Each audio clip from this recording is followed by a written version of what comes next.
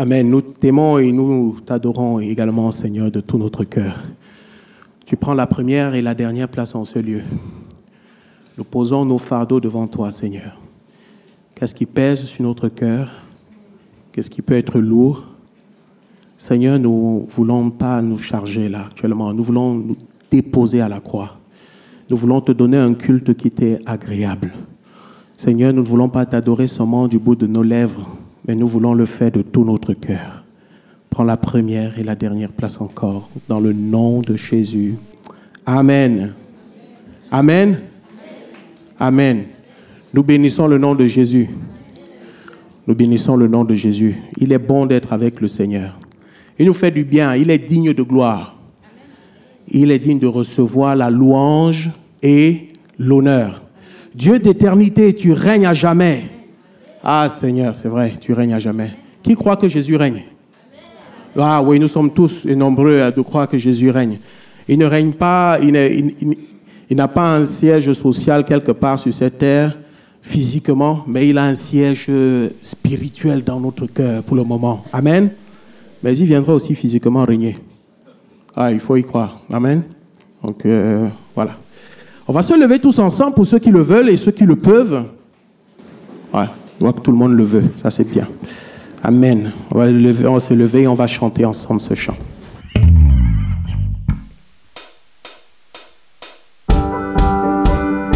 Bon, n'hésitez pas à taper les mains. Pour ceux qui le peuvent aussi.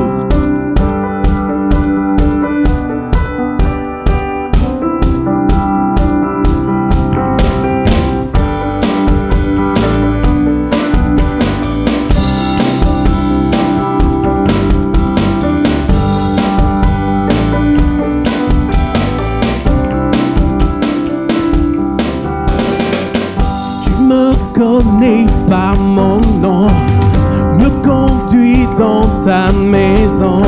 Je veux m'approcher pour te rencontrer, tout en moi veut chanter la beauté de ton regard, faire animer mon espoir. Tu m'as tant aimé, tu m'as pardonné, tout en moi veut crier. Tu es digne de gloire et de recevoir la louange et l'honneur de nos cœurs. Tu es digne de gloire et de recevoir la louange et l'honneur de nos cœurs.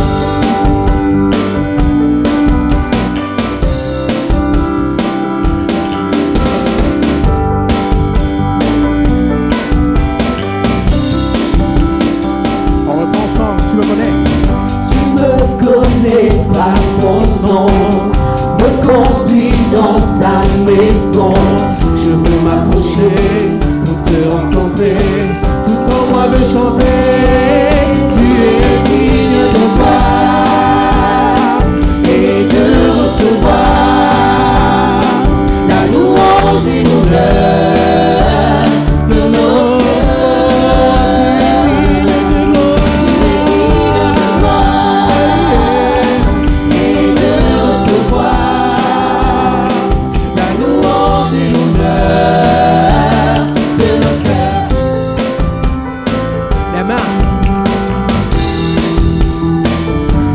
Seigneur est digne de gloire. Tu règnes à jamais, Seigneur. Dieu d'éternité, tu règnes à jamais. Yeah. Qui peut mesurer ton immensité? Yeah. Dieu d'éternité, tu règnes à jamais. Qui peut mesurer ton immensité? Yeah.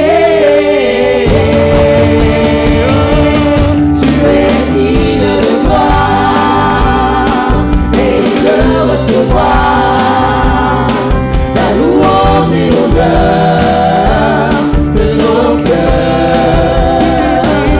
Tu es digne de gloire et de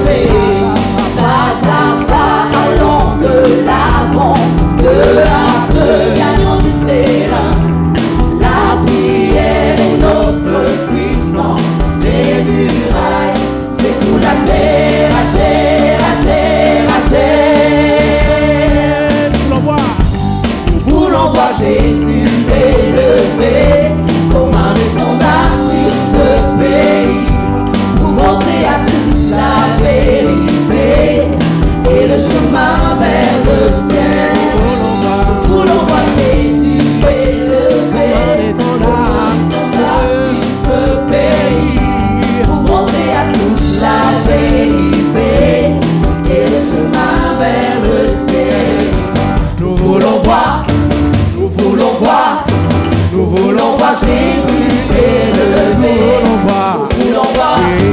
Nous voulons voir Jésus élevé. Pas à pas, allons de l'avant, peu à peu gagnons du terrain.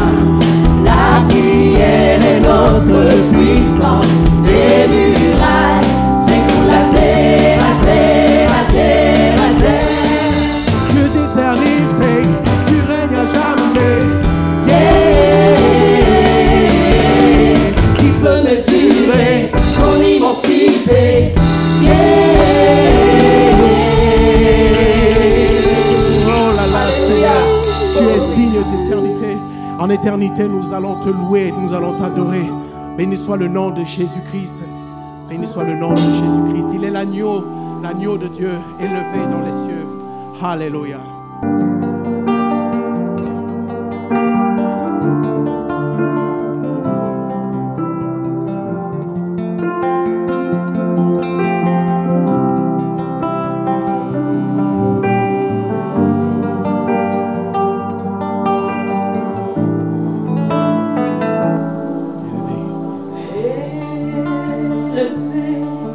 À la droite de Dieu,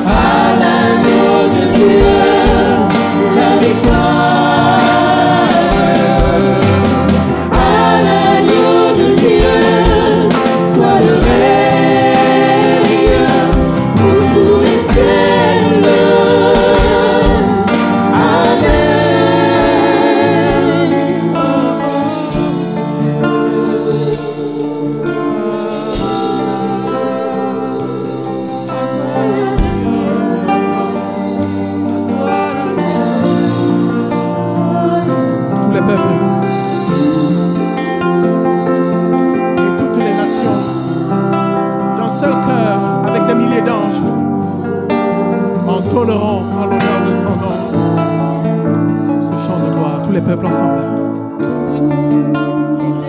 Et toutes les nations. D'un seul cœur.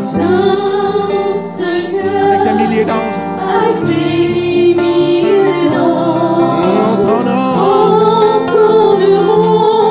En l'honneur de son nom. Ce chant de gloire. Avec force et louange.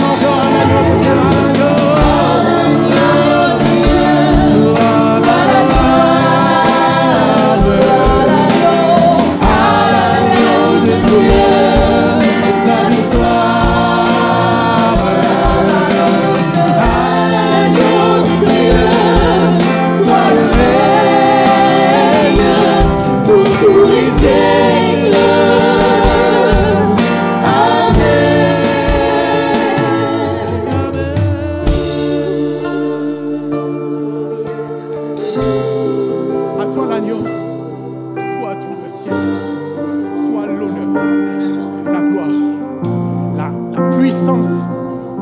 Seigneur Jésus-Christ, tu n'es pas un Dieu faible, mais tu es le roi des rois, puissant guerrier. Tu es puissant, Seigneur. Et personne ne peut s'égaler à toi. Qui peut s'approcher de toi? Seigneur, celui qui te voit de ses propres yeux est mort. Tu ne peux pas permettre. Mais Seigneur, tu te révèles à nous. Seigneur, chaque jour, tu te révèles à nous. Tu nous donnes un peu ta gloire chaque jour. Tu te révèles puissamment dans nos cœurs. Seigneur, nous pouvons contempler qui tu es sans toutefois voir avec nos propres yeux. Car tu l'as dit, heureux ceux qui croient sans avoir vu. Seigneur, tu nous aimes d'un amour puissant, d'un amour sincère. Tu nous as aimés le premier. Tu es venu mourir pour nous. Tu t'es donné pour nous. En même temps, Seigneur, nous voulons t'offrir nos cœurs. Nous voulons que nos cœurs t'appartiennent. Non seulement aujourd'hui, mais demain et tous les jours de notre vie. Nous voulons nous joindre, Seigneur, aux anges, aux êtres célestes qui crient Saint, Saint, Saint est l'Éternel. La terre est remplie de sa gloire. Béni soit l'Éternel. Béni soit celui qui vient au nom de celui qui est le Seigneur des Seigneurs. Béni sois-tu, Seigneur. Élève ta voix, mon frère, ma soeur, et adore ton Dieu. Adore celui qui t'aime. Adore celui qui t'aime. Adore celui qui t'aime. Nous t'adorons, Seigneur. Béni sois-tu, Seigneur. Je vais inviter mes frères à se rapprocher pour la scène. Nous avons crié à l'agneau de Dieu. À l'agneau soit la gloire, la puissance, le règne et l'honneur. Il s'agit de l'agneau. L'agneau qui est mort à la croix pour nous. Souvenez-vous de ce que Jésus a dit une fois. Alors qu'il faisait des miracles et que les gens lui posaient des questions. Fais-nous quelque chose. Fais encore quelque... Montre-nous un signe qui vient de l'Éternel. Montre-nous un signe. Vous savez ce que Jésus a répondu? Il a dit, cette génération veut un signe. Mais il ne vous aura donné qu'un autre signe. Le signe de Jonas. Jonas dans le poisson, dans le ventre du poisson. Il est resté 3 jours et 3 nuits. Et ensuite, le poisson l'a rejeté. Si on se rappelle un peu de cette situation, on va se rendre compte que c'est dans le trou que Jonas s'est rendu réellement compte de son erreur. Il a réellement demandé pardon au Seigneur. Mais Jésus le montrait juste pour la résurrection. De la même façon, Jésus est allé mourir à la croix. Il est descendu dans la terre, dans la tombe. Il est resté 3 jours et 3 nuits. Contrairement à Jonas, Jésus n'a pas demandé pardon. Il n'avait pas péché. Mais toi, si tu t'identifies à Jonas, si tu es sur le chemin de l'égarement, parce que Jonas était sur le chemin de l'égarement, souviens-toi de Jésus qui allait mourir à la croix. Il est allé tomber, il est dans la tombe, il est descendu dans la tombe pour 3 jours et 3 nuits. Si nous adorons Jésus un Dieu, c'est ce Dieu-là. Jésus mort et ressuscité. La tombe n'a pas retenu Jésus pendant longtemps. Elle a vomi Jésus. De la même manière que le poisson a vomi Jonas. Jésus veut opérer un miracle dans ta vie. Jonas était un signe pour Ninive. Jésus est le signe pour notre salut. Il est l'auteur même de notre salut. Mais il veut faire de toi aussi un disciple. Si tu acceptes Jésus dans ton cœur, la mort et la résurrection de Jésus seront ton partage. Et tu obtiendras aussi la victoire qui est dans la résurrection de Jésus-Christ. La victoire sur le péché. La victoire sur les œuvres des ténèbres. La victoire même sur les œuvres de Satan sur ta vie. Je ne sais pas, peut-être es-tu sous l'emprise de l'ennemi. Les démons peut-être te maltraitent, je ne sais pas. Non, Jésus veut mettre un terme à ça. Tu ne peux pas être dans le royaume, dans la lumière et encore régner dans les ténèbres ou bien laisser les ténèbres régner dans ta vie. Non. C'est un appel pour toi. Et toi qui es né de nouveau, qui as pris les eaux aussi du baptême, tu peux communier avec tes frères en prenant le pain et le vin. Le symbole du corps de Jésus-Christ crucifié à la croix. Son sang qui est le symbole du vin. Le vin, c'est-à-dire le sang de Jésus qui a coulé véritablement. Sa chair qui a été meurtrie pour te sauver, pour me sauver. Et tu fais ceci en mémoire de ce que Jésus a dit, en mémoire de son sacrifice. Faites ceci en mémoire de moi. Fermons les yeux tous ensemble et prenons un temps tous personnellement Ne prie pas pour ton frère ou pour ta soeur, mon frère, ma soeur. Il s'agit de toi. Examine ton cœur avant de prendre le pain et le vin. Examine ton cœur. Prenons un temps devant le Seigneur, chacun pour soi.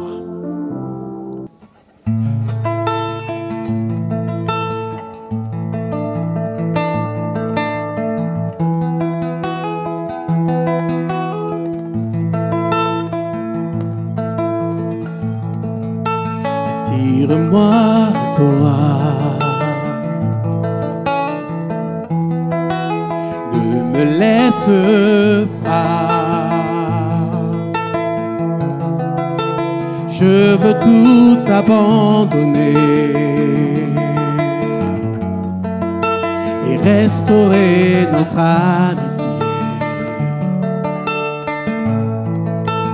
Tu es mon désir. Je ne veux que toi. Rien ne peut te remplacer. Dans tes bras je suis rassuré. Montre-moi la voie qui me ramène à toi.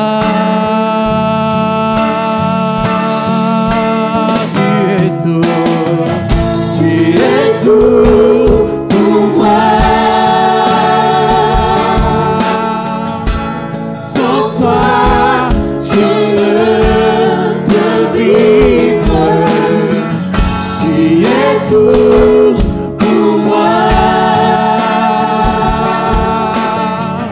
Garde-moi près de toi.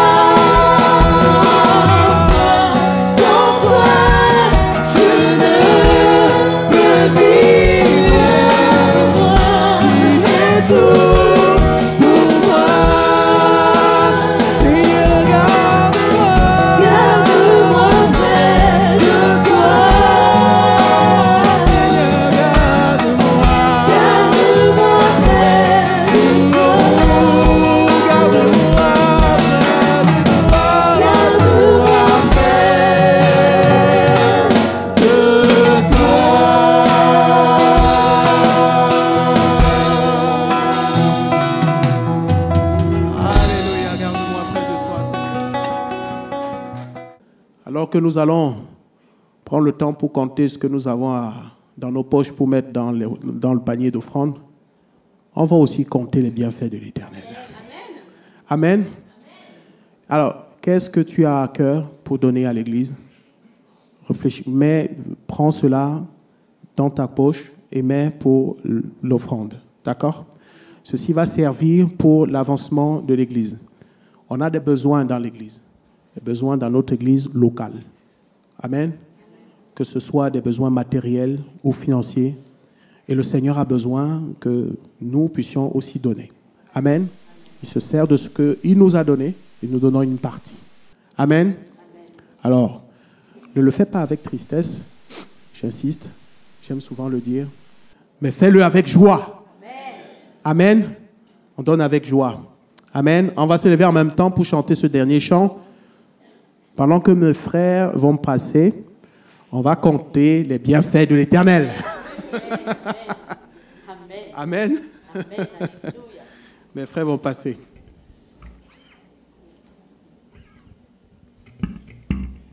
On va taper les mains ensemble, n'est-ce pas?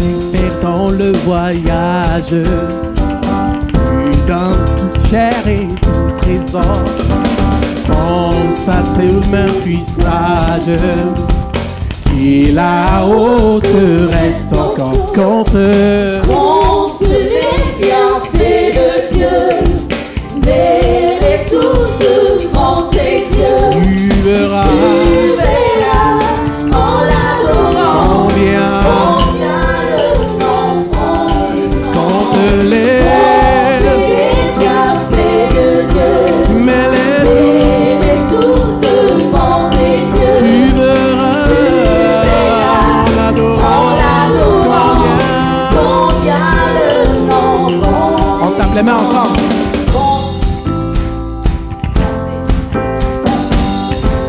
Alléluia, alléluia, alléluia.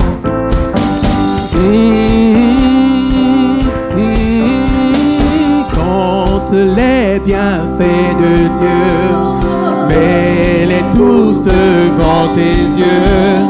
Tu verras en adorant combien le nom en est grand. Compte les bienfaits de Dieu, mets-les tous devant tes yeux. Tu verras en adorant combien le nom en est. Oui, compte les bienfaits de Dieu, mets-les tous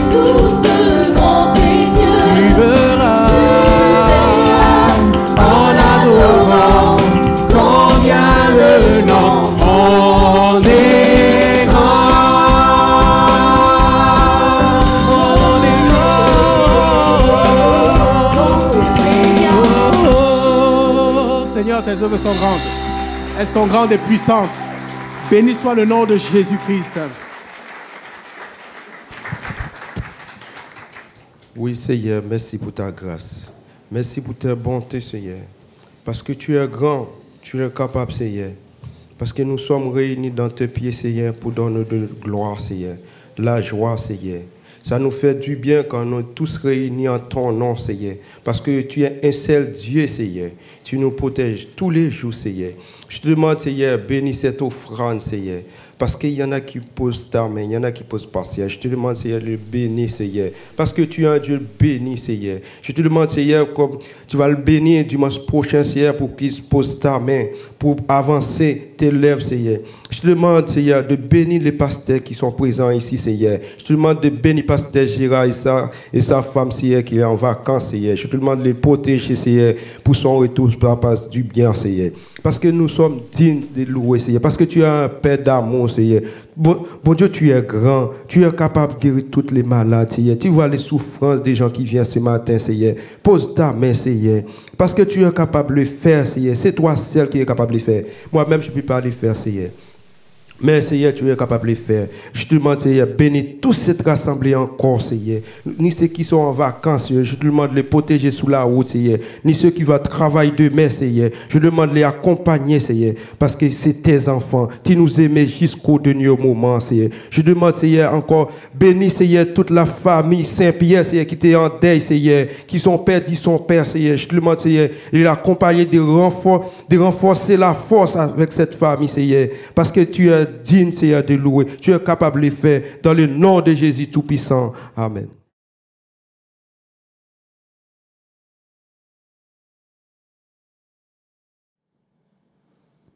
Je suis très ému de l'accueil nantais. Voilà, j'ai été vraiment... Je ne connaissais pas cette ville. Je vais dire plusieurs merci. Merci à Gérard, à son épouse, pour l'invitation. Merci à Julien et son épouse. Merci à l'équipe de louanges. Voilà. Merci à ceux qui font le ménage. Merci à ceux qui font la transmission. Merci à tous ceux à qui nous avons pu échanger. Je ne connaissais pas la ville de Nantes, mais j'ai découvert aussi qu'il y avait vraiment une richesse. Et puis, j'ai été touché par la famille, bien sûr, que je ne connaissais pas, la famille Saint-Pierre. Que Dieu les bénisse. Voilà, nous avons prié pour eux. Que Dieu bénisse les membres de la famille et continue de porter dans la prière. Voilà. Je remercie le Seigneur pour votre accueil. Et normalement, nous repartons demain soir. Mais dans nos cœurs, nous penserons, bien sûr, à Nantes en priant pour vous. Voilà. De tout cœur, j'ai dit merci à l'Assemblée de Pontereau. Voilà. Que Dieu vous bénisse. Je peux dire qu'on a vraiment été touchés, visités, parce que j'ai vécu des moments formidables en méditant la parole de Dieu et en partageant des moments avec vous. Voilà. Et j'aimerais ce matin, bien sûr, déposer quelque chose sur votre cœur que Dieu a mis sur mon cœur. Je suis persuadé que le Seigneur, dans sa grâce, a mis cette pensée, bien sûr, pour l'Église. Voilà, parce que quand on prie, on cherche la face du Seigneur, et il y a comme comment dire, je ne dis pas un fardeau, mais quelque chose de spécifique. Je suis persuadé qu'en faisant attention ce matin, mon frère, ma sœur, ami qui est venu pour les premières fois, Dieu est capable de te bénir ce matin. Amen. Gloire à Dieu. Donc, du fond du cœur, j'ai dit encore merci. Voilà. Et il y a une jeune sœur qui doit faire les vacances, le voyage dans le sud de la France. Il fait plus chaud, ici il fait doux. Qui m'a dit, papa, il est venu du côté de Marseille, Martigues. Elle peut venir me voir, j'ai pris l'adresse de l'église, je pourrais la lui donner. En tout cas, si vous passez à Martigues, bienvenue, pas tous en même temps. Monsieur. Voilà, en tout cas, du fond du cœur, je remercie Gérard et son épouse, Julien son épouse, et toute l'équipe de service de l'Église. On a vraiment été réjouis de passer ces quelques jours. Voilà. Nous allons ouvrir sans plus tarder la bonne parole de Dieu. J'aimerais prendre ce texte qui nous servira de méditation. Nous allons prendre ce texte de 2 Samuel, chapitre 9. C'est une parole de David qu'il adresse à un nommé Méphibosheth. Alors, Méphibosheth, c'est un garçon qui a connu une tragédie, un drame. Ce texte me touche parce que ça me rappelle un peu mon passé. Parce qu'à 5 ans, ce garçon, il a perdu son père, son grand-père le même jour. Il a perdu son titre de prince. Et l'Écriture nous dit qu'il se considère comme un chien mort. C'est terrible, hein? Donc il y a des événements dans la vie qu'on peut traverser, on se considère comme rien du tout. Et David le recherche. Je retrace le contexte avant d'ouvrir la parole de Dieu. Lui, il pense qu'il est recherché pour être tué, parce que lorsque nouveau roi vient, tous les opposants sont éliminés, d'autant plus qu'il était prince. C'est pourquoi il se cache. Aux États-Unis, quand quelqu'un a fait des choses tragiques, ils mettent des pancartes « wanted », c'est-à-dire vous êtes recherché. Voilà, vous êtes recherché. Lui, il était recherché parce que Dieu voulait lui faire du bien. Mon frère, ma soeur, tu es recherché, quelle que soit ta situation, parce que Dieu veut te faire du bien. Et Dieu a mis le prix. Nous lirons ce texte dans 2 Samuel, chapitre 9, à partir du verset 1, nous irons jusqu'au verset 13. 2 Samuel, chapitre 9, verset 1 à 13. Il est écrit, c'est une parole forte. David dit, « Reste-t-il encore quelqu'un de la maison de Saül pour que je lui fasse du bien à cause de Jonathan? » Il avait un serviteur de la maison de Saül nommé Tsiba, que l'on fit venir auprès de David. Le roi lui dit, « Es-tu Tsiba » Il répondit, « Ton serviteur. » Le roi dit, « N'y a-t-il plus personne de la maison de Saül pour que j'use envers lui de la bonté de Dieu ?» Et Tsiba répondit au roi, « Il y a encore un fils de Jonathan, perclus des pieds. » Le roi lui dit, « Où est-il » Et Tsiba répondit au roi, « Il est dans la maison de Makir, fils d'Amiel, à Lodébar. » Le roi David l'envoya chercher dans la maison de Makir, fils d'Amiel, à Lodébar. Et Méphibosheth, fils de Jonathan, fils de Saül, vint auprès de David, tomba sur sa face et prosternant. David dit, « Méphibosheth » Il répondit, « Voici ton serviteur. » Et David lui dit, « N'aie craint point, car je vais te faire du bien à cause de Jonathan ton père. Je te rendrai toutes les terres de Saül ton père, et tu mangeras toujours à ma table. » Il se prosterna et dit, « Qu'est ton serviteur pour que tu regardes un chien mort tel que moi ?» Le roi appela Tsiba, servi de Saül, et lui dit, « Je donne aux filles de ton maître tout ce qui appartenait à Saül, à toute sa maison. Tu cultiveras pour lui les terres, toi, tes fils et tes serviteurs, et tu feras les récoltes, afin que les filles de ton maître aient du pain à manger, et Méphibosheth, fille de ton maître, mangera toujours à ma table. » Or, Tsiba avait 15 fils et 20 serviteurs.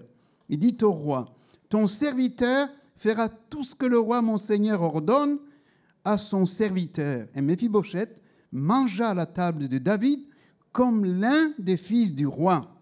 Méphibosheth avait un jeune fils nommé Mika, et tous ceux qui demeuraient dans la maison de Tsiba étaient serviteurs de Méphibosheth. Méphibosheth habitait à Jérusalem, car il mangeait toujours à la table du roi. Il était boiteux de 2 pieds. C'est terrible. Il était boiteux de 2 pieds. Frères et sœurs, nous allons nous recueillir encore et prier. Amen. Seigneur, nous voulons nous incliner, nous rappelant que ta parole est encore d'actualité.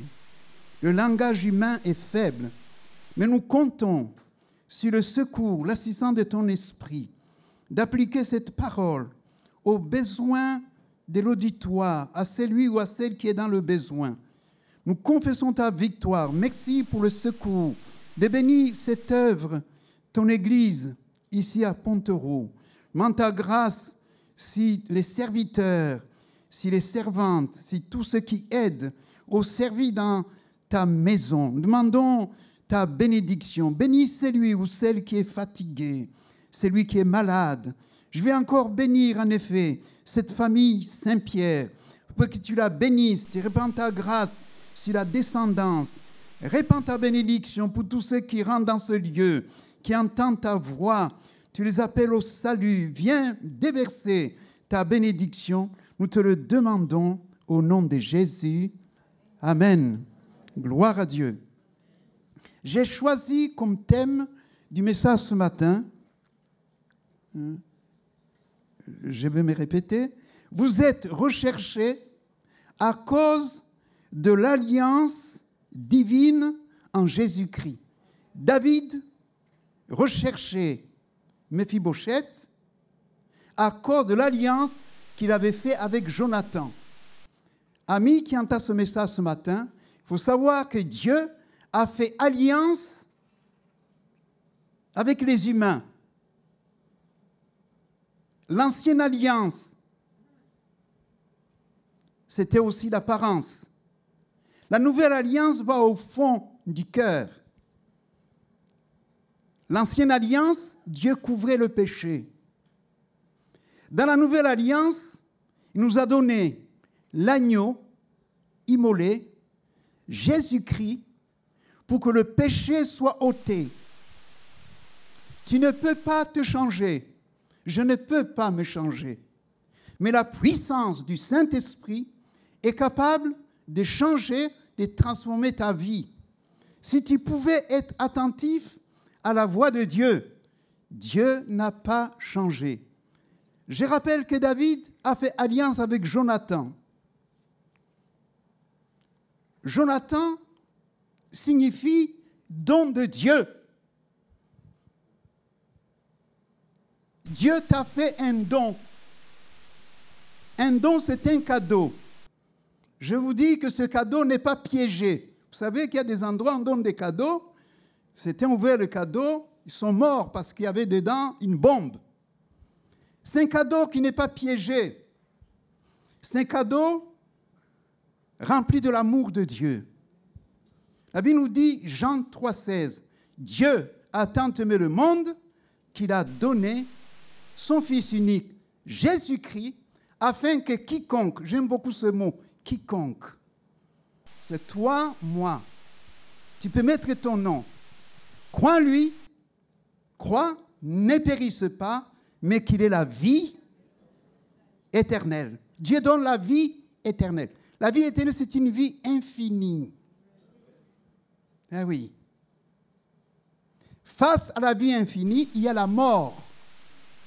Tous les humains, grands, petits, les princes, les rois, sont destinés à la mort à cause du péché. Le mot péché signifie rater le but. Adam, le premier Adam, a raté le but. Le second Adam nous conduit vers le but. Le but, c'est Dieu. Il est le chemin. La Bible nous dit la vérité et la vie. C'est important. Voici les termes de l'alliance entre David et Jonathan. David dit, reste-t-il encore quelqu'un de la maison de Saül pour que j'use envers lui de la bonté de Dieu? La Bible nous dit que la bonté de Dieu se renouvelle chaque matin. Chaque matin, il y a une mesure de bonté. Je me conseille, quand je me réveille le matin, de mettre à genoux pour nous présenter la journée. Il y a une mesure de bonté. Eh oui. Il faut croire ce que Dieu dit. Il ne faut pas croire ce que tu penses. Il faut croire ce que Dieu dit. C'est important. Donc la descente de Saül, Jonathan, ses fils et filles, étaient recherchés par David pour les bénir. Le mot bénir, c'est dire du bien. Dieu dit, bénissez, ne maudissez pas. Bénis même ceux qui te persécutent. Bénis tes ennemis. Eh oui, ça c'est la règle spirituelle. C'est important. Alors, voici le drame qu'a vécu Méphibosheth. Il est écrit dans 2 Samuel 4,4, Jonathan, fils de Saül, avait un fils handicapé aux 2 jambes. Il était âgé de 5 ans lorsqu'arriva de Jizréel la nouvelle de la mort de Saül et de Jonathan. Sa nourrice le prit et s'enfuit, et comme elle se dépêchait de fuir, elle tomba, resta estropiée. Son nom était Méphibosheth. Ça signifie détruisant la honte. Il y a des choses dans la vie, de notre vie, dont nous ne sommes pas, comment dirais-je, qui sont arrivées sans qu'on le veuille. Eh oui. À l'âge de 5 ans, on a fui le pays. Le pays était en sang. Eh oui. J'étais petit. Vous savez, quand on quitte son pays, en partant, on est petit. Il y a des choses qui se passent dans le cœur. On est bouleversé. Les autres enfants ont été placés dans des endroits pour être soignés. Malades, pas de secours. On vit dans l'angoisse. Mais parfois, les petits ne disent rien. Eh oui. Je pense que Méphibosheth a dû terriblement souffrir. Plusieurs triples peines. Il perd son père, son grand-père, il est estropié, il perd le titre de prince. Je comprends pourquoi il dit, pourquoi tu cherches un chien mort. Eh oui. Donc, ça c'est la réalité de sa vie. Mais il ne sait pas que Dieu a en réserve quelque chose de plus glorieux.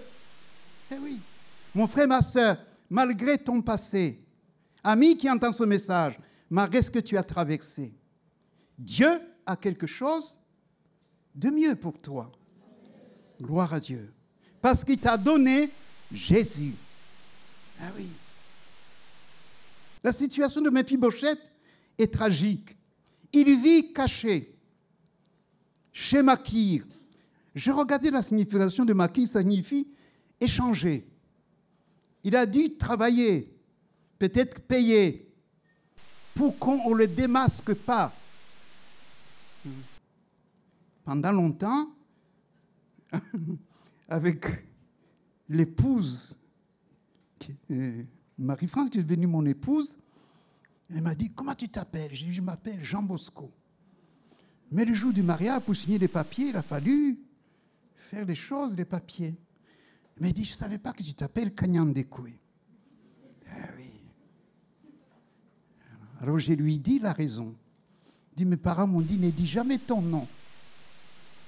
Parce que quand on disait notre nom, on connaissait la race, on connaissait son histoire, on risquait beaucoup de problèmes. Alors le nom était caché.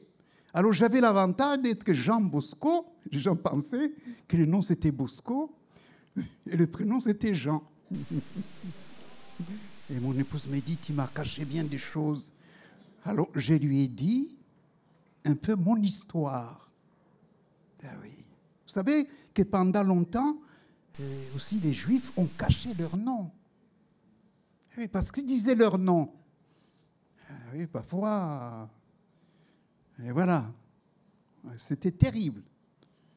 Donc, bien sûr, les choses ont évolué, ont changé. Donc, l'histoire de la personne peut affecter son comportement. Eh oui. Le nom était caché. Eh oui. Peut-être as-tu dû payer pour qu'on ne le dénonce pas. En tout cas, il vivait caché. Il vivait dans la honte. Voici une bonne nouvelle. Il est recherché par David. Ah oui. David, c'est le roi. Ami, tu es recherché par le roi des rois. Tu es recherché dans ta souffrance. Premier point que j'aimerais souligner. Vous êtes recherché par amour, car Dieu veut chasser la crainte. Vous savez, la crainte de la mort, crainte de ce qui va nous arriver demain, crainte du chômage, crainte parce qu'on n'a personne. Eh oui. Quand j'ai débarqué dans la ville de Montpellier pour faire mes études, il faisait... C'est pas tout à fait le soleil d'Afrique. J'ai porté des pulls. J'avais peur de tomber malade. Alors j'ai porté 2 pulls. Un collègue m'a dit, pourquoi tu portes des pulls comme ça? Je dis, je ne vais pas être malade. J'avais peur. Eh oui. Eh oui. Mais j'avais une terrible angoisse. J'ai dit, je redis encore, je ne dormais pas, la porte fermée. Quand j'ai dormi, c'était l'horreur. Eh oui, je voyais du sang. C'était terrible. Jusqu'au jour où on m'a invité à entendre l'évangile de Jésus-Christ. Un ami m'a donné un prospectus. Il me dit, si tu es un homme, viens écouter l'évangile. J'ai dit, l'évangile, Dieu, il est loin. Qu'est-ce que ça me... Mais d'ici. J'ai écouté l'évangile. Pour la première fois, j'ai entendu que Dieu m'aimait. Ami, ce matin, je veux te le dire, que Dieu t'aime. Gloire à Dieu. Parce que Dieu est amour. Dieu est généreux. Dieu est tout-puissant. Ah oui. Puis dans un culte, je me souviens toujours, c'était un culte. Il n'y avait que des visages pâles. C'était que des Européens. Il n'y avait pas beaucoup d'Africains. Et puis, il y a eu un don spirituel. Je ne l'oublierai jamais. Quelqu'un a interprété. Toi qui te caches. Oh là là. Tu caches même ton nom. Tu es rempli de violence. Eh oui. Et puis il a prononcé le village de ma naissance. J'ai dit ici, il y a des sorciers.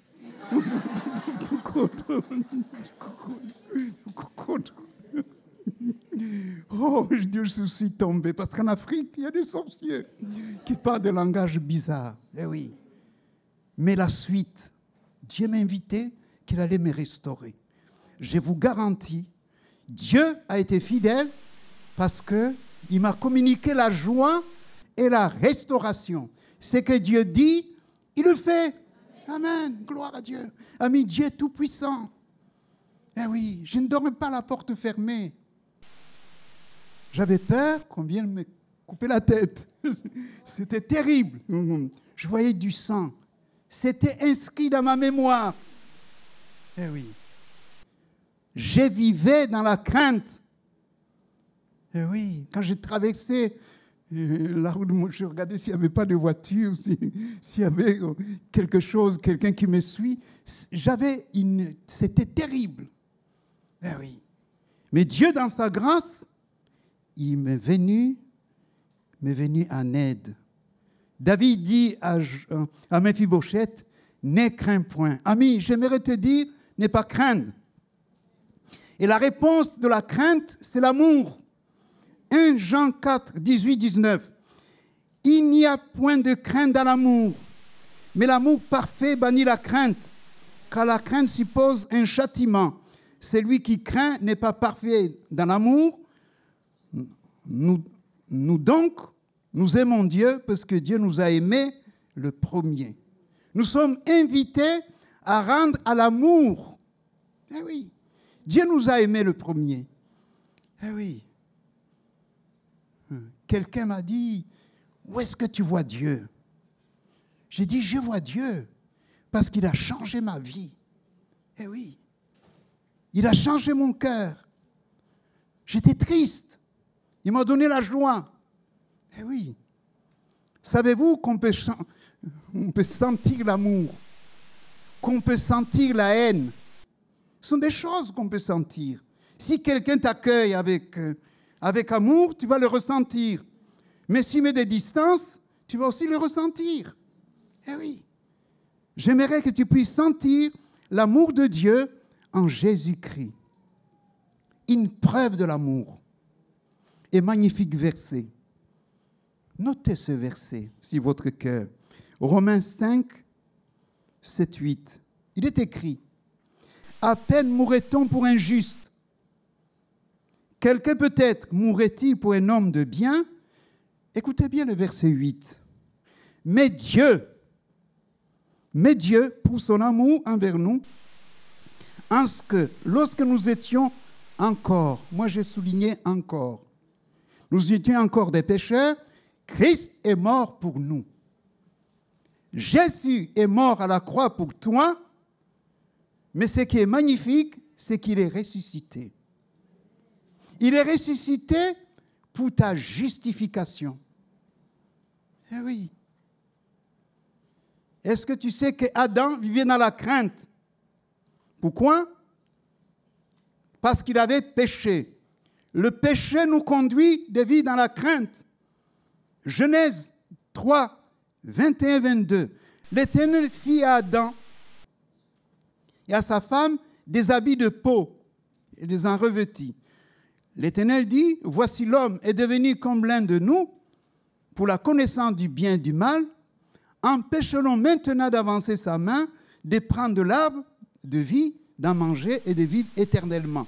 Dieu a été sage. Il l'avait placé dans le jardin de délices, d'Éden, toutes choses. Adam avait la communion avec Dieu, mais il a écouté le diable. Le diable, c'était menteur, c'est l'adversaire de Dieu. Il ne veut pas que tu saches que ce que Dieu dit, c'est vrai. Eh oui, c'est pourquoi il dit, Dieu a-t-il réellement dit? Combien de gens doutent de ce que Dieu dit? J'aimerais ce matin que tu puisses croire, non pas ce que je dis, mais ce que la parole de Dieu dit. C'est important, parce que la parole de Dieu, elle est solide, elle est fiable. Eh oui. Adam, quand il a péché, il a vu qu'il était nu. Il était innocent, sans péché, c'était formidable. Et tout a. Mais Dieu, comme il est sage, je me suis posé la question, pourquoi n'ont-ils pas mangé l'arbre de vie? Plutôt manger l'arbre de la connaissance du bien et du mal. Eh oui.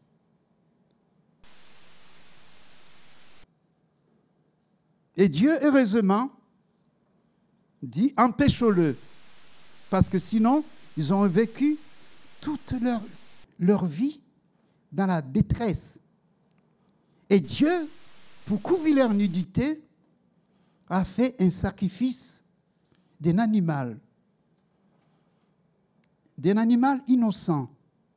C'est l'image prophétique de ce que Jésus a fait à la croix. Jésus est mort pour couvrir ma nudité. Il nous a revêtus des vêtements blancs. Quand ce matin, tu crois en Jésus, Dieu t'est favorable. C'est le rendez-vous qu'il nous donne quand nous prions, quand nous mettons devant lui. Dieu nous est favorable si nous venons en Jésus-Christ. Il a dit, tout ce que vous demanderez en mon nom, croyez que vous l'avez reçu et vous le verrez s'accomplir. Eh oui. Jean-Baptiste va plus loin, il dit, voici l'agneau de Dieu qui ôte le péché du monde. Le péché a été ôté en Jésus-Christ. J'aimerais rappeler un personnage qui s'est caché aussi. Mais lui, il s'est caché dans l'intention de connaître qui est Jésus. Ça, c'est beau. Lui, il voulait connaître Jésus. Il était de mauvaise réputation. Il s'appelle Zachée.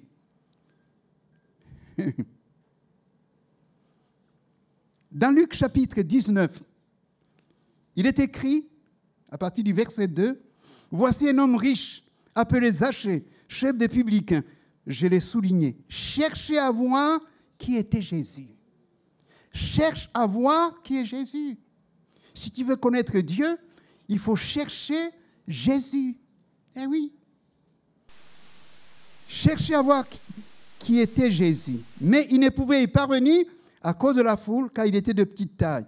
Il courut en avant, montant sur un sycomore, parce qu'il devait passer par là. Lorsque Jésus fut arrivé à cet endroit, il leva les yeux et lui dit, « Zachée, à toi de descendre, car il faut que je demeure aujourd'hui. » Ça, c'est beau. Que je demeure aujourd'hui dans ta maison. Zachée se hâta de descendre et le reçut avec joie. Voyant cela, tous murmuraient et disaient, il est allé loger chez un homme pécheur. Mais Zachée, se tenant devant le Seigneur, lui dit, « Voici, Seigneur, je donne aux pauvres la moitié de mes biens. Si je fais tort de quelque chose à quelqu'un, je lui rends le quadruple. » Jésus lui dit, « Le salut est entré aujourd'hui dans cette maison, parce que celui-ci est aussi un fils d'Abraham. » J'ai dit Amen. Gloire à Dieu. Cherchez à voir qui est Jésus. Ami, qui est Jésus pour toi? Beaucoup de gens pensent que Jésus, c'est un homme historique. Quand on va à l'école, on nous dit, j'étais à l'école, on dit 6000 ans avant Jésus-Christ. Mais dans ta vie, qui est-il vraiment? C'est important. Eh oui. Jésus est appelé aussi la lumière du monde. Eh oui. Le prophète Ésaïe prophétise. Ésaïe 9. Dieu nous a donné un fils. On l'appellera admirable, conseiller, Dieu puissant, Père éternel, prince de la paix. Si tu veux la paix avec Dieu, il faut passer par Jésus. Tu ne peux pas avoir la paix sans Jésus. On peut signer des papiers. Eh oui. Parce que Jésus, sa paix a été accomplie à la croix. Eh oui. Parce qu'il a dit en mourant à la croix, « Père, pardonne-leur », il ajoute, « Ils ne savent ce qu'ils font ». Il y a beaucoup d'hommes et de femmes qui vivent dans le péché, qui ne savaient pas que Jésus leur a pardonné. C'est important, amis, de réaliser cela. Oui, je rappelle qu'en Jésus-Christ, nous avons le chemin. Il s'appelle le chemin. Mais le prophète Ésaïe prophétise quelque chose d'extraordinaire pour ceux qui sont faibles, fragiles, qui ont peur de s'engager. Dans Ésaïe 35, versets 8 à 10, il est dit, « Il y aura un chemin frayé, une route, qu'on appellera la voie sainte. Ni l'impur n'y passera. Elle sera pour eux seuls, ceux qui la suivront. Même, je l'ai souligné, même les insensés ne pourront s'égarer sur cette route. Point de lion, nulle bête féroce ne la prendra. Nul ne s'y rencontrera. Les délivrés y marcheront. Les rachetés de l'Éternel retourneront. Ils iront à Sion avec chant de triomphe. Une joie éternelle couronnera leur tête. L'allégresse et la joie s'approcheront. La douleur et le gémissement s'enfuiront. C'est une route qui est protégée. Mon frère, ma soeur, si tu donnes ta vie à Dieu, si tu crois, tu as une protection divine. Eh oui. Bien sûr, on peut avoir des garde-corps pour la protection. Mais les garde-corps, ce sont des humains, ils sont faillibles. Dieu veut te protéger. Il veut protéger aussi ton cœur. C'est le meilleur conseiller. Prends conseil auprès de lui. Tu es recherché, deuxième point, pour retrouver l'héritage de ton Père céleste. Eh oui. Moi, je suis orphelin. Mon épouse aussi. On n'a pas d'héritage. Mais je sais que j'ai un héritage céleste. Eh oui. C'est important. La Bible nous dit que nous sommes héritiers et co-héritiers avec Christ. Romains 16, 17, 8, versets 16 à 17. L'Esprit lui-même rend témoignage à notre esprit que nous sommes enfants de Dieu. Or, si nous sommes enfants, nous sommes aussi héritiers. Héritiers de Dieu et co-héritiers de Christ, si toutefois nous souffrons avec lui, afin d'être glorifiés avec lui. C'est une erreur dans la vie chrétienne qu'il n'y a pas de difficultés. Beaucoup d'enfants de Dieu pensent que quand on est chrétien, pas de souci. Non. Il y aura des problèmes. Eh oui. Je rappelle que les apôtres ont été fouettés. Eh oui. L'apôtre Paul, parfois, était lapidé. Il a échappé un peu à la mort. Étienne, il a été lapidé, il est mort atrocement, mais ce qui est extraordinaire, c'est qu'il voyait la face de Dieu. Eh oui. Donc les difficultés, comme les non-croyants, on aura toujours des difficultés. Mais dans les difficultés, Dieu promet de nous accompagner. Mon frère, ma soeur, peut-être que tu traverses une difficulté. Je voulais te dire que tu n'es pas seul. Eh oui. Quand on a Jésus, on porte son nom. Oui. Jésus a dit à un nommé Ananias, va vers Saul. Il a dit, Seigneur, tu connais cet homme.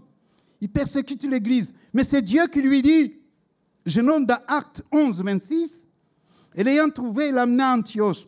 Pendant toute une année, il s'est réuni aux assemblées de l'Église, ils enseignaient beaucoup de personnes. Ce fut à Antioche, pour la première fois, que les disciples furent appelés chrétiens. Comme ils portaient Jésus, on va voir qu'ils ont un caractère particulier. Ben oui, c'était important. Quand je me suis converti, je suis donné mon cœur à Dieu, je vivais dans un centre. Bien sûr, tout le monde prenait son café. Moi, je montais avec un peu de citron, un peu de miel. Puis j'ai fredonné des chants. Il dit, qu'est-ce que tu racontes? Il dit, qu'est-ce que tu chantes? J'ai dit, je chante Jésus-Christ. Ah bon? Et un copain me dit, mais qui est celui-là? J'ai dit, si tu ne connais pas celui-là, ben, tu es perdu.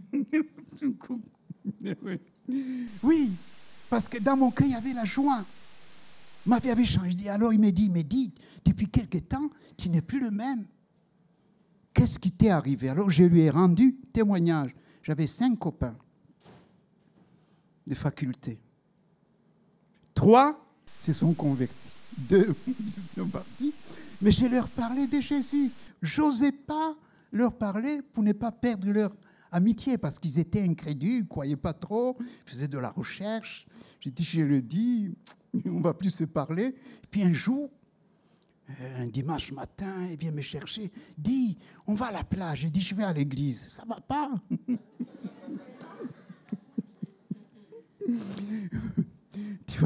Tu vas finir curé. Je dis, ça n'a rien à voir. Ça n'a rien à voir. Et puis, un m'a suivi discrètement. Il a vu où je rentrais. Il a entendu les chants derrière. Eh oui. Il me dit là, qu'est-ce qu'on raconte? Il a dit aux autres, mais là où il va, c'est vraiment c'est vraiment particulier. Ils sont venus, je les ai invités, et Dieu a touché leur cœur. Mais bien sûr, les autres deux, on n'est plus devenus copains parce que le dimanche, on n'allait plus jouer parce qu'on allait à la plage, on allait à la fête. Donc, il y a des endroits où je n'allais plus. Donc, je suis persuadé que Dieu met en nous l'amour de Dieu. Et l'amour de Dieu nous permet de trier. Eh oui. Mon frère, ma soeur, lorsque tu médites la parole de Dieu, tu tries. Je suis invité dans une famille et la mamie me dit « Oh, Jean Bosco, tu vas m'acheter un billet pour gratter. » Alors, bien sûr, par obéissance, j'ai pris le billet. Quand je vais prier, j'ai lu la parole. Le Seigneur me dit « C'est pas bon, les jeux de hasard. » Alors, j'ai dit à la mamie, j'ai dit « J'ai pas pu acheter. » Elle dit « Pourquoi tu n'as pas pu acheter ?» Ah, j'ai dit « Dieu n'est pas d'accord. » Elle me dit « Mais non, mon petit, mon curé, il joue. »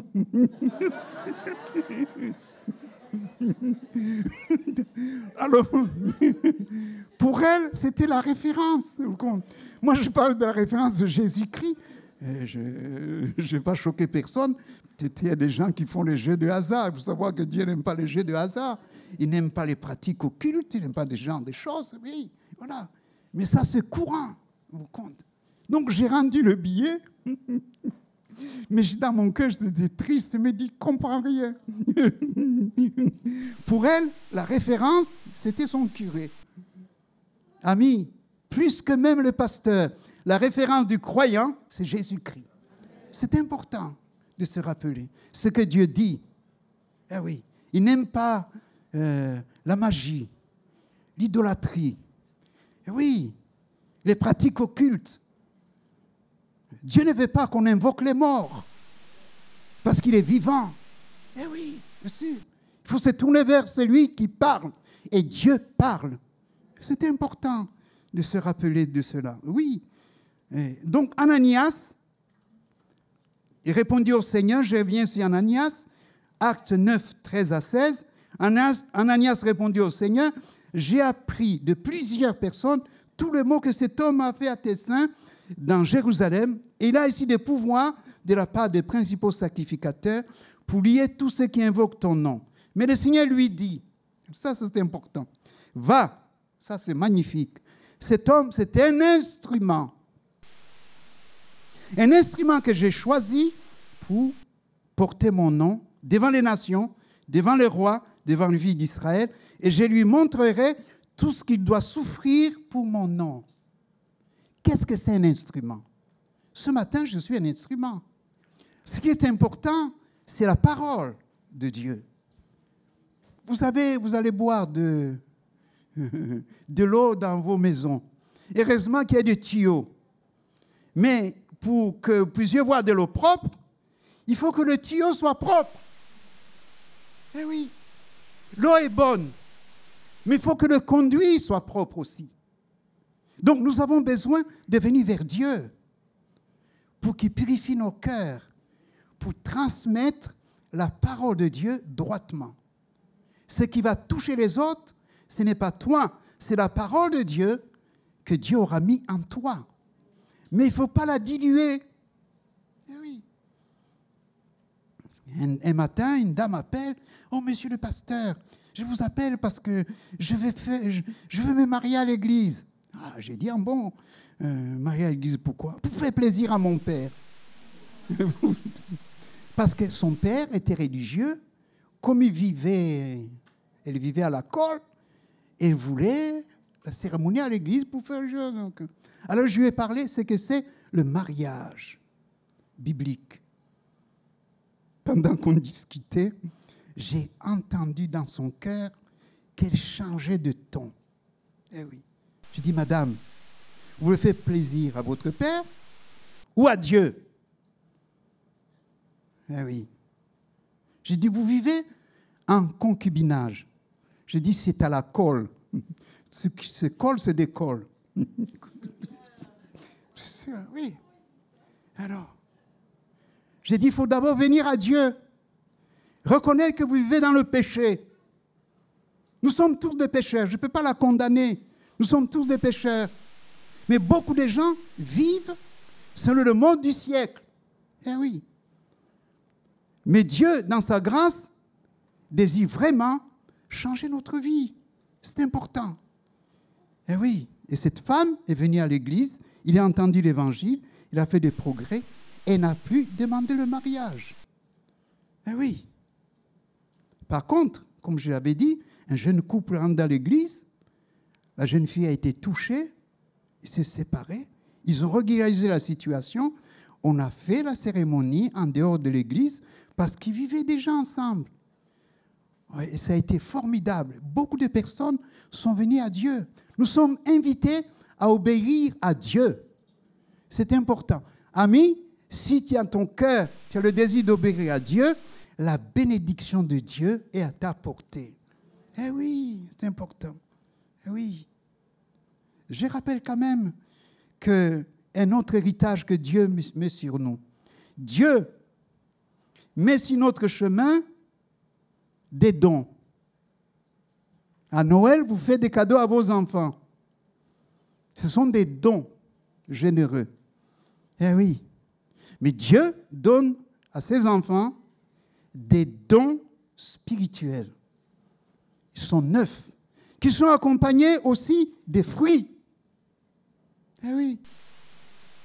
Je suis sûr que sur la table du roi, il y avait des fruits. Vous aimez le raisin. C'est l'image de la joie. Est-ce que savez-vous que Jésus a fait le premier miracle à Cana? Il a changé l'eau en vin. Eh oui. Ce n'est pas un hasard. Son premier miracle, il a signé que Dieu aime la famille. Mon frère, ma soeur, Dieu aime ta famille. Mets-le au centre. Ah oui. Quand nous allons manger à table, on a l'habitude de rendre grâce. Bien sûr, si on nous invite chez des gens qui ne connaissent pas Dieu, on n'impose pas notre foi. Hein? Avec mon épouse, on est parti en Corse voir sa sœur. Et puis à table, on allait manger. On prie dans notre cœur dans le silence. Un de nos enfants a dit, c'est pas possible. Il dit, Tati, on ne rend pas grâce à Dieu. Vous mangez comme n'importe. Il faut remercier Dieu. Alors la tante a dit, allez, vas-y mon petit. Et le petit s'est recueilli. Seigneur, merci pour ce que tu donnes à Tati et à tonton. Voilà. Elle a dit, bénis-le, merci pour ce que tu lui as donné, merci pour la santé. J'ai vu la tante, les larmes. Je n'ai jamais prié. Parce que dans la maison, les enfants ont été une bénédiction. Nous ne pouvions pas, mais comme c'est l'enfant, il a dit, écoute, fais le petit, fais-le. Donc, les enfants qui entendent la parole de Dieu, peut-être une bénédiction. Eh oui, pour la famille.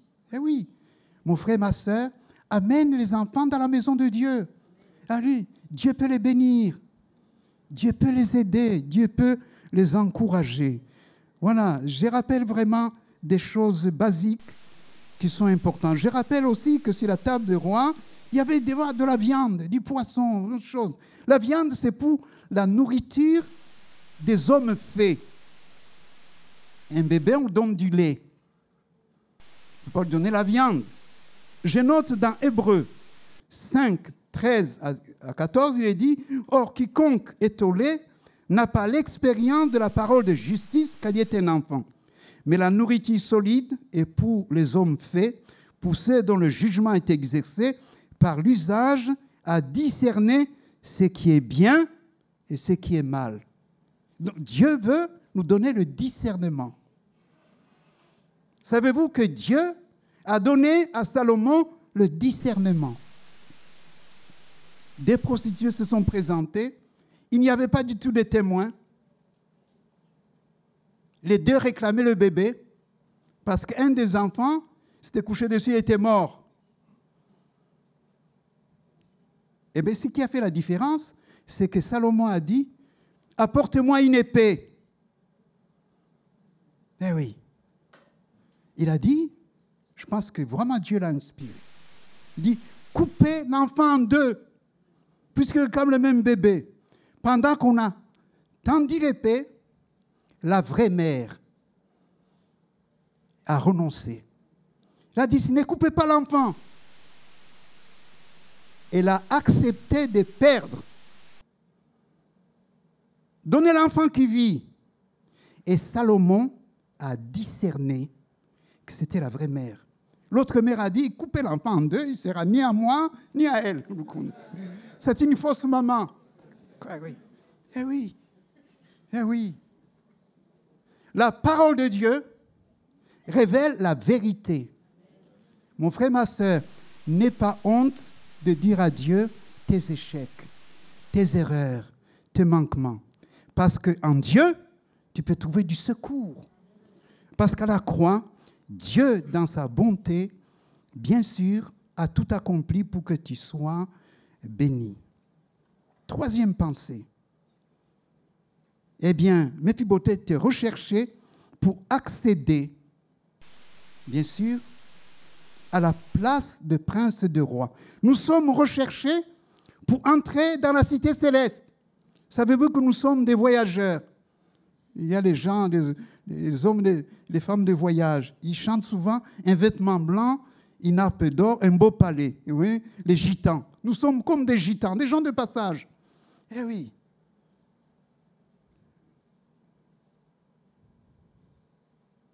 Jésus a dit une parole.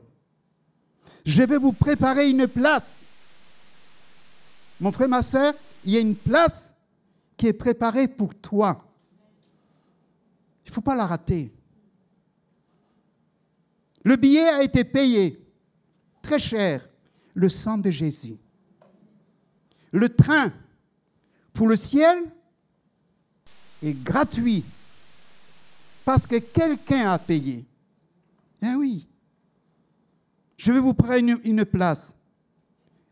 Dans Jean 14, 1, 3 nous dit que votre cœur ne se trouble point, croyez en Dieu et croyez en moi. Il y a plusieurs demeures dans la maison de mon Père. Si cela n'était pas, je vous l'aurais dit, je vais vous préparer une place.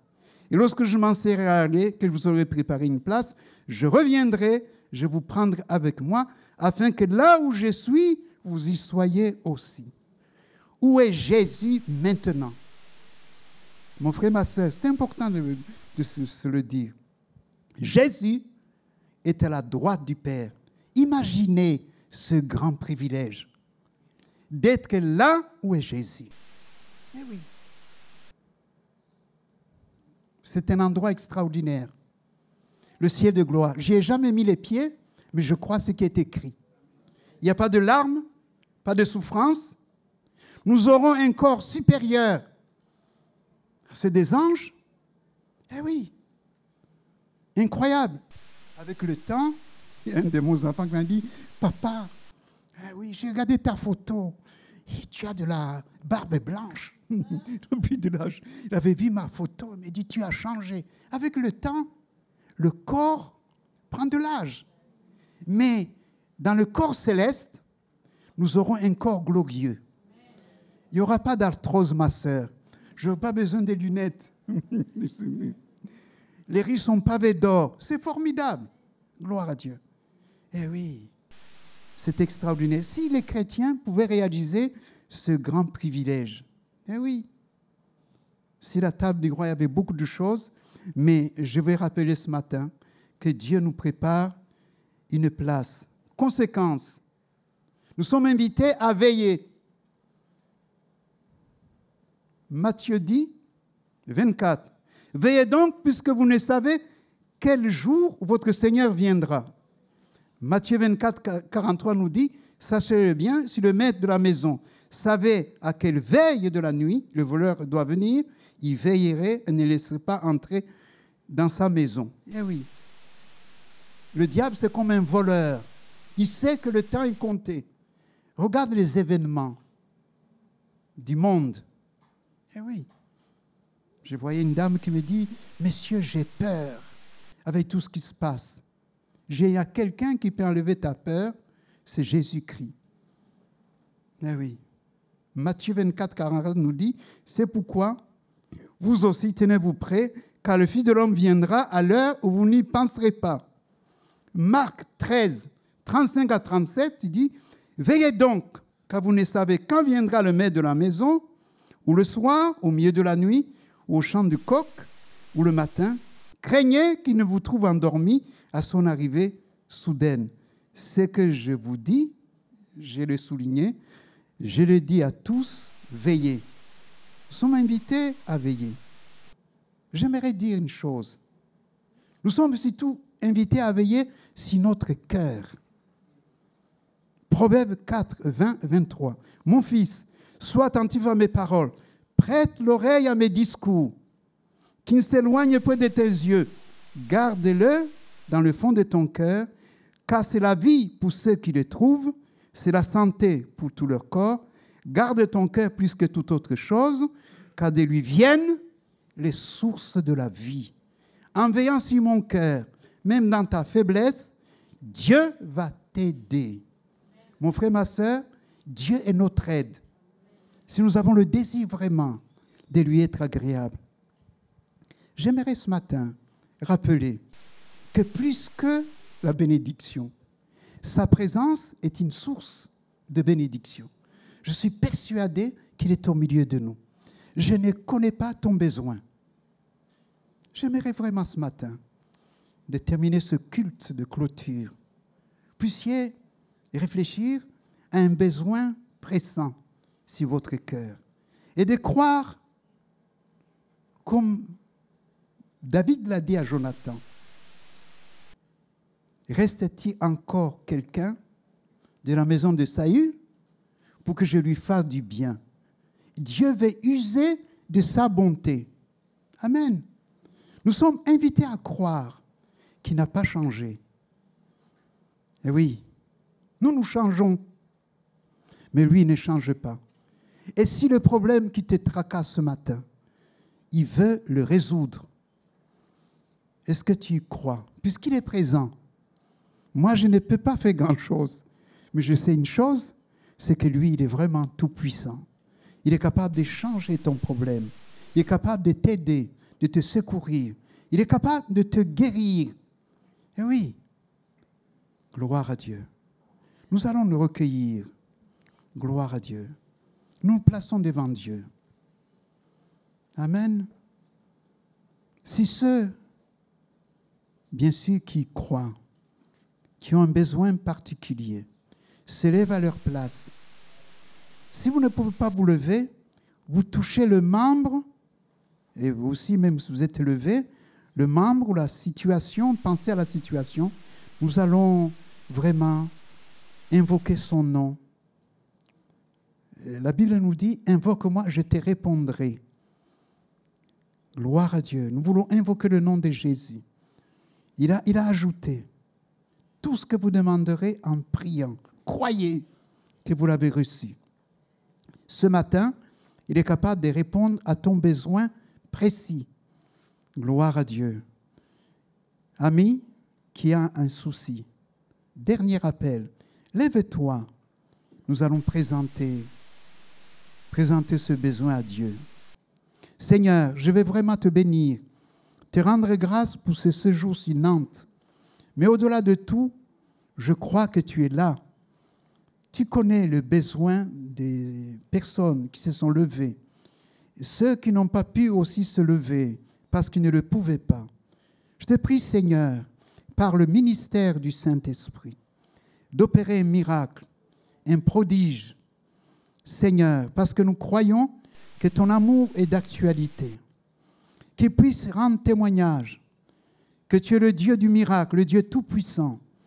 Oui, Seigneur, nous voulons croire en effet sans te voir. Et tu agis à distance. Demande vraiment ta visitation, Seigneur, cette assemblée. Si ceux qui placent leur confiance en toi, viens manifester ta gloire. Nous te le demandons. Au nom de Jésus. Amen. Gloire à Dieu. En tout cas, de tout cœur, merci. On a passé un séjour excellent dans la fraîcheur. Et merci à l'église de Pontereau. Vous remercierez aussi votre serviteur, à Julien et son épouse, et toute l'équipe de louanges, tous ceux qui ont servi. Ça a été vraiment un plaisir et une joie de passer à Nantes. Je laisse la place à